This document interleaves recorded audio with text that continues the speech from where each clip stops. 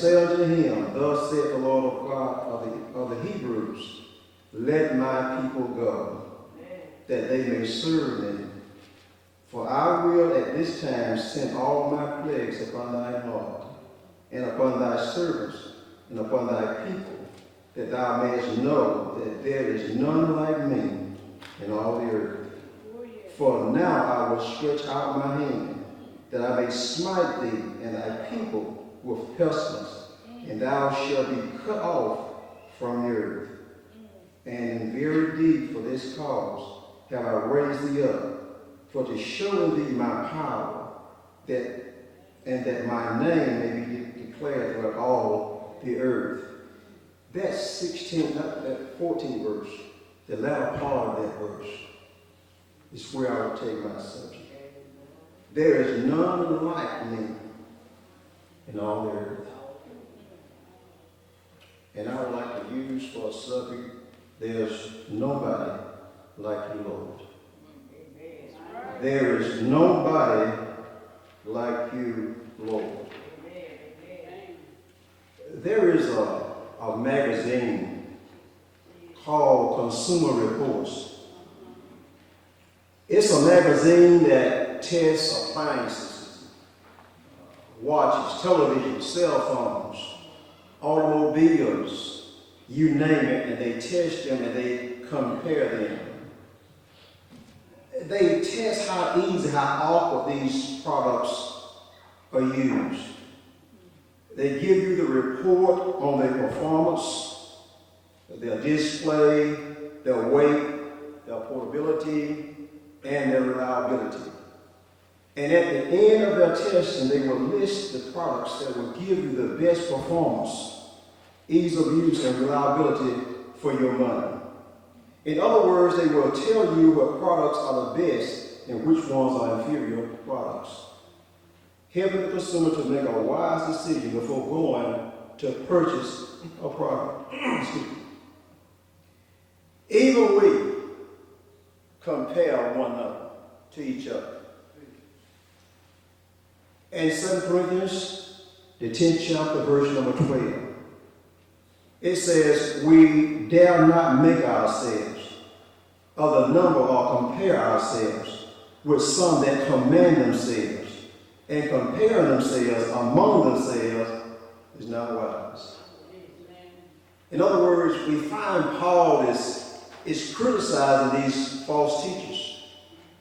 In other words, they are comparing themselves by themselves with themselves. Now, if you really want to compare yourselves with something, compare yourselves with the standards of God. That's where the comparison should come from, is when you compare yourself on the standard that God has set for us. But sometimes we compare ourselves with what? With one another. And even sometimes we tease one another. You know, sometimes when we are going through things and we're going through different situations, and people are trying to do something, and you find out when you look at the situation that you're going through, when somebody does it, ooh, did he really mess up? And you say, oh, couldn't have been one person. He the only one could have messed up that day. I know who done that. God didn't make just one of them. You're comparing now just the opposite person, and you see him or her. So, oh, she's a builder. She knows how to bring people together. She knows how to bring things together. Couldn't nobody do that but her or him. We are comparing one another. We are comparing situations. Nobody's compared to our God. You can always count on our God. There's no one like our God. There's no one equal or greater than our God. He is an all-sovereign God. Isaiah 44, chapter, verses 6 through 8. Here we find out that God is speaking to his people, but he's dealing with our gods. And he says in that 6th verse, Thus said the Lord, the King of Israel and his Redeemer, the Lord of hosts, I am the first, I am the last. Besides me, there is no God. And when you look at this God, he is self-existence.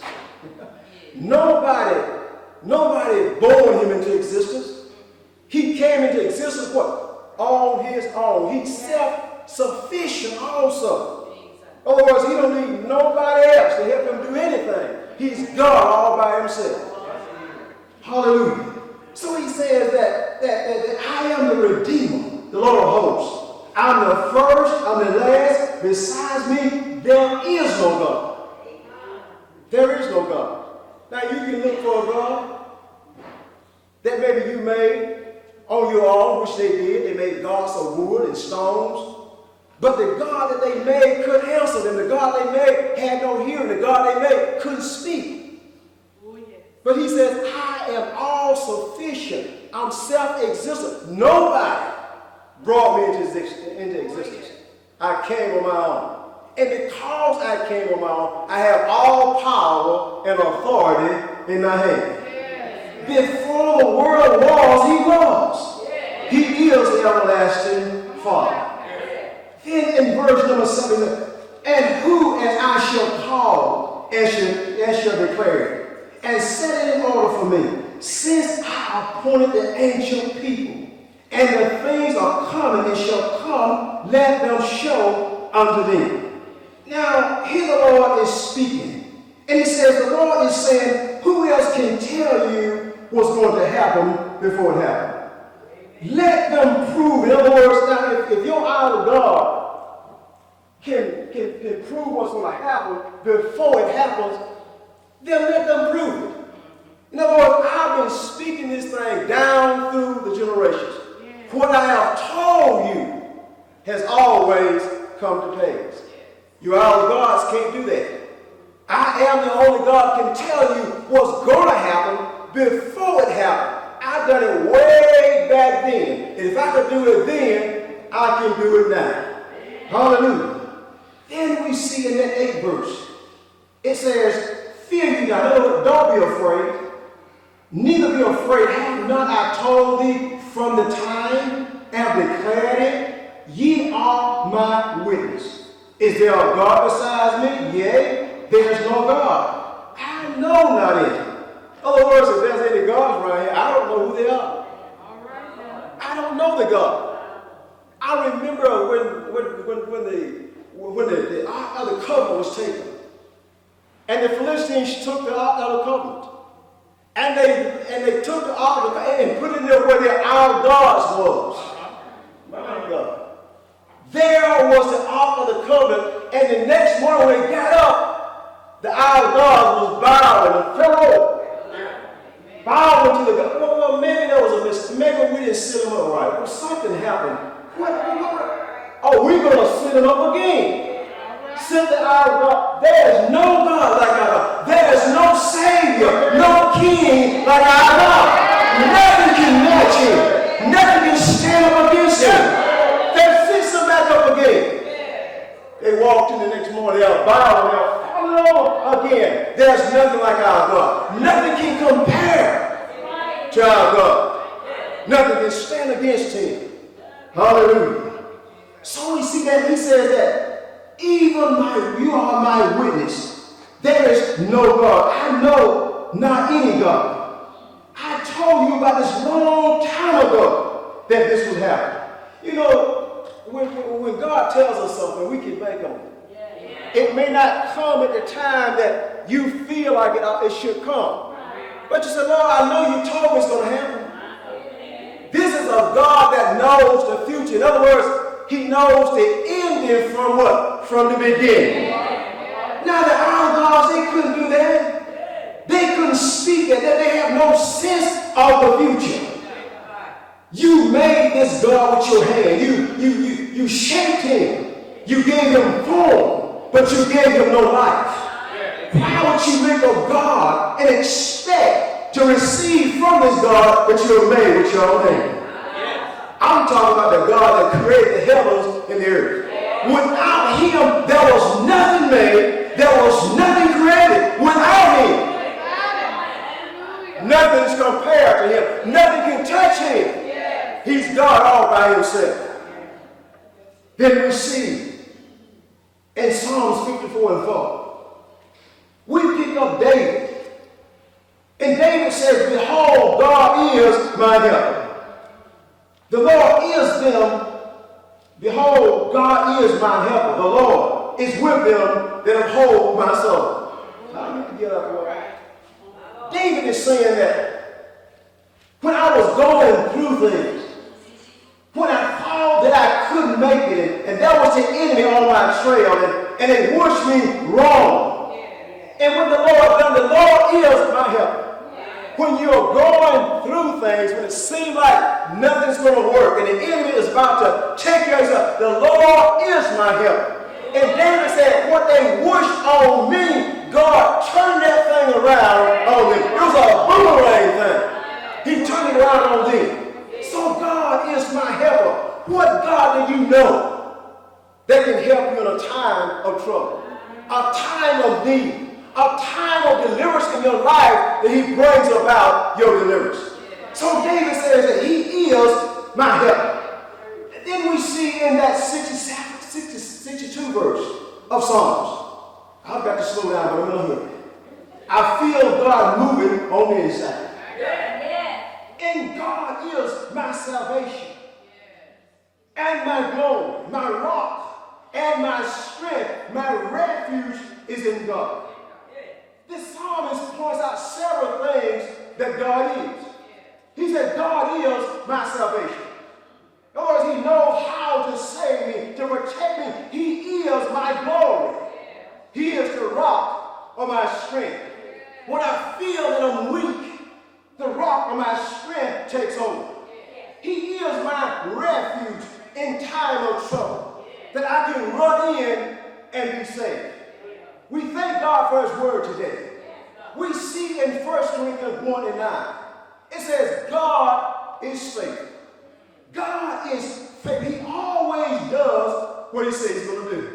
In other words, God promised you something, you can bank on it. That he's going to do exactly what he says. God is faithful by whom you are called unto the fellowship of his Son, Jesus Christ, our Lord.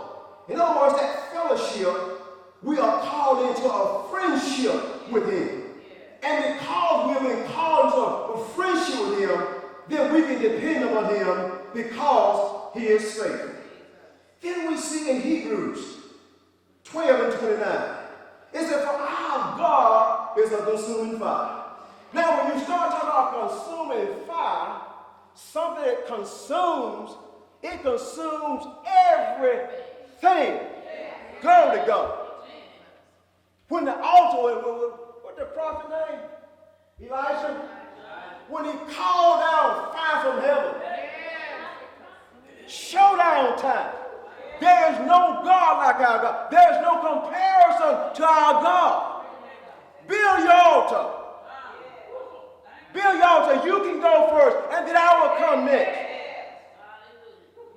Lord God, if you have called me, set this altar on fire. Hallelujah. The fire fell. Hallelujah. Lift up all water. All the water. Took up all the water. Stones consumed. Hallelujah. My God is a consuming fire. It burns up everything. There's none like God. There's none like him.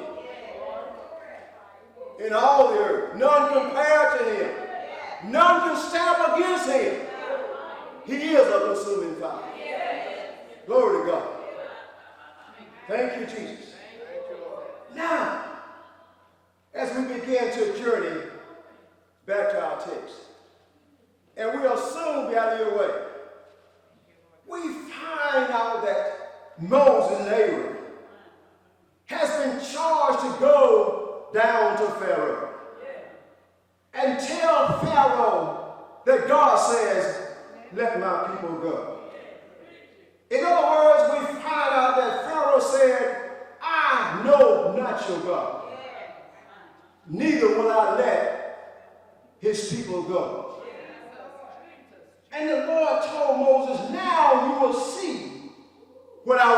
Pharaoh. With a strong hand shall he let my people go, and shall drive them out with a strong hand. Now the stage has been set. Who can stand against our king? No one can, and no one will. God told Moses, I will harden Pharaoh's heart and multiply the signs and wonders in the land of Egypt. And the Egyptians shall know that I am the Lord, when I stretch forth my hand upon Egypt, and bring out the children of Israel from among them.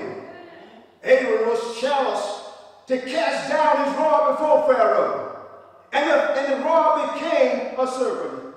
And we find out that Pharaoh called upon his wise men and his sorcerers. So we can do that too. Lay down your rods. Cast your rods down. There's nobody like our God. No one can stand against him.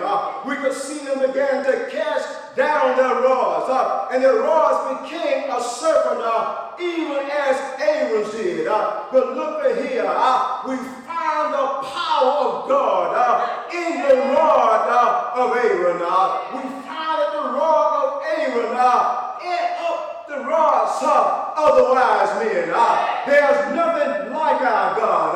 Who can stand against our God? None like him. None compared to who our God is. Look at here. We find out that God will begin to move by his power and his strength. God said, I began to send the plagues. Look at here. God began to send the plague of blood. Look at here, Aaron. Take the rod and smite the rivers, and the rivers will turn to blood. Yes, it will. Look at here. I found him continuing to move by his power, his authority. My brothers and my sisters, I declare there's none like our God. Stick your chest out and boast on your God. None can stand against him. Power in his hand, power in his word. Yes, it is. Look here, the plagues kept on coming, and God continued to harden Pharaoh's heart. Yes, he did. I could see him. He sent the lice. Hallelujah. The frogs. Yes, he did. He sent the hail and the locusts. Yes, he did. But Pharaoh's heart was still hard. Look here. God said, I've got another plan. It will work. One more plague. Hallelujah. I know my power. It will work. Yes, it will. Look here. He said, I've got one more plague. Look here. Tell the people to get a lamb. Not any kind of lamb. A male lamb. A lamb in the first year. Yes, sir. A lamb without blemish, without spot. Look at here. Take the lamb and slay it. In other words, kill the lamb. Glory to God. When you kill a lamb, take the blood. What you mean, Brother Roberts? You're kept under the blood. Yes, sir. Take the blood. Look at here and smear it on the doorpost. Hallelujah. Something is about to happen. And when it's going to happen, it's going to happen at midnight. Yes, sir. At midnight. Something will take place. My God, I heard him saying, take them and put them on the inside. Cover them under the blood. Under the blood. There's deliverance.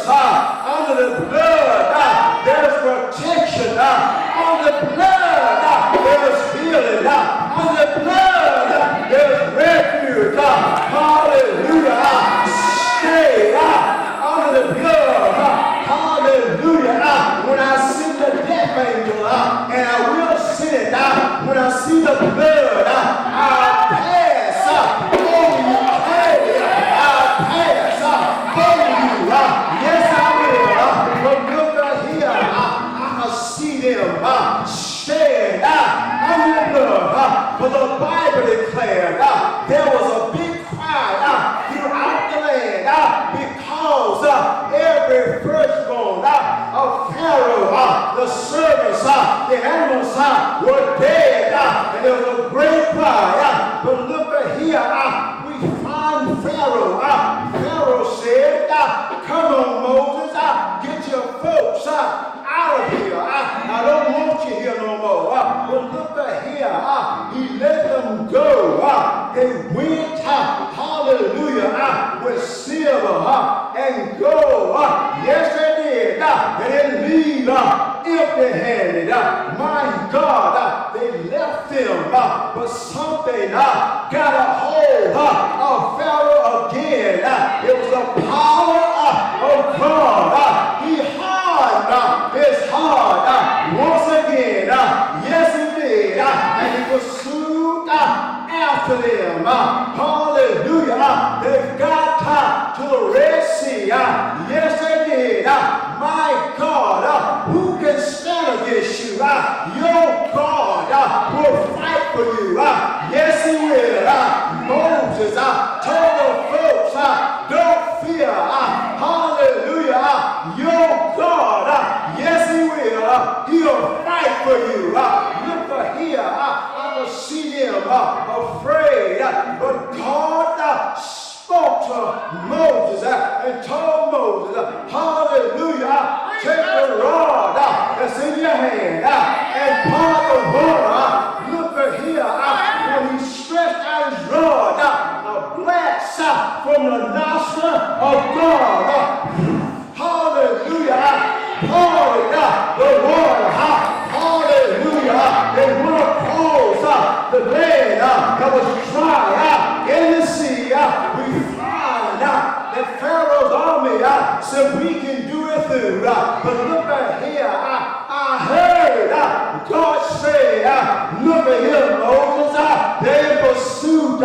Take your rod and wave it over the sea again. And the sea came together once again. Yes, it did. Pharaoh's army, hallelujah, was drowned in the sea.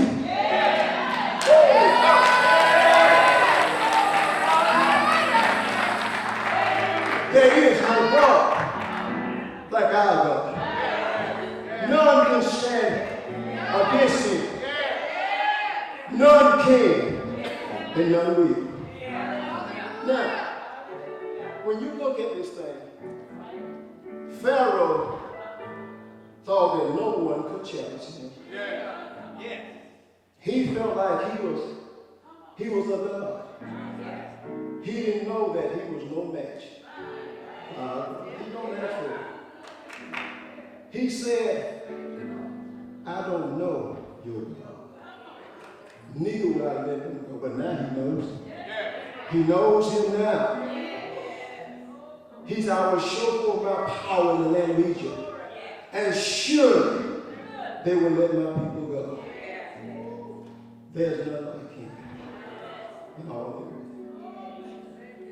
And you heard the word today. That your God, there's no comparison to him. Nothing, nobody.